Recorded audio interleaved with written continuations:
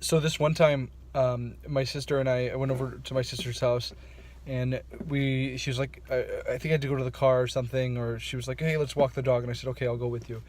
And we were walking down this dark alley, and this guy was kind of like stumbling towards us. He was obviously intoxicated, and I traditionally will just kind of like, if I don't want to talk to somebody, I don't make eye contact, and then that's it. That usually does the trick. But my sister started to like engage this guy. She's like, "Oh, hi, how are you? How's it going?"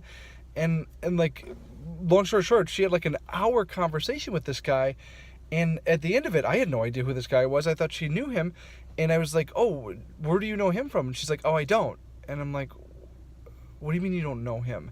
And she said, "No, I don't know him." And I said, "Well, why did we just have that hour-long conversation with him, talking about God knows what?"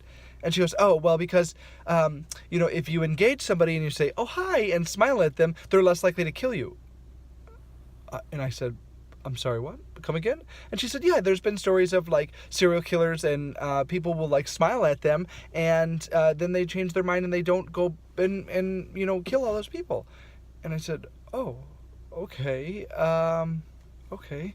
So then I didn't think very much of it, and then we were walking down. We took a left and went down the next alley, and there was a lady that was coming out, and she was throwing out her garbage, and she goes, "Oh, hi, how are you?" Good advice.